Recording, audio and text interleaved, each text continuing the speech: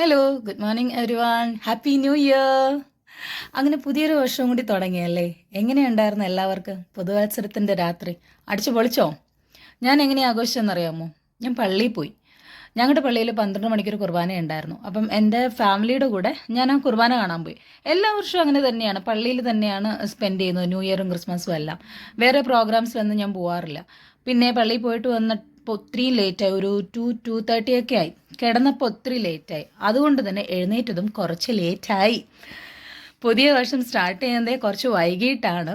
പക്ഷെ കുഴപ്പമില്ല, വലിയ വ്യത്യാസങ്ങളും കാര്യങ്ങളൊന്നുമില്ല. എപ്പോഴത്തെയും പോലെ ഒരു സ്ട്രോങ് കോഫിയിൽ ഞാൻ എൻ്റെ ഡേ സ്റ്റാർട്ട് ചെയ്യുവാണ് കേട്ടോ. പിന്നെ എന്തുവാ, പതിവ് പോലെ കുറച്ച് പ്രാർത്ഥനയും. പിന്നെ എനിക്ക് തോന്നി എന്തുകൊണ്ട് കുറച്ച് ഫണ്ണായിക്കൂടാ, അതുകൊണ്ട് കുറച്ച് പാട്ടിട്ടു, പാട്ടിൻ്റെ കൂടെ പാടി, പിന്നെ കുറച്ച് ഡാൻസ് കണ്ടു, കുറച്ച് 2 സ്റ്റെപ്പ് അതിൻ്റെ കൂടെ 2 സ്റ്റെപ്പ് വെച്ചു, പിന്നെ ബ്രേക്ക്ഫാസ്റ്റ് കഴിച്ചു. പിന്നെ എനിക്കിന്ന് വേറെ പരിപാടി എന്ന് പറയാൻ വേണ്ടിയിട്ട് എന്തുവാ, എനിക്കിന്ന് മമ്മിയുടെ വീട്ടിൽ വരെ ഒന്ന് പോകണം.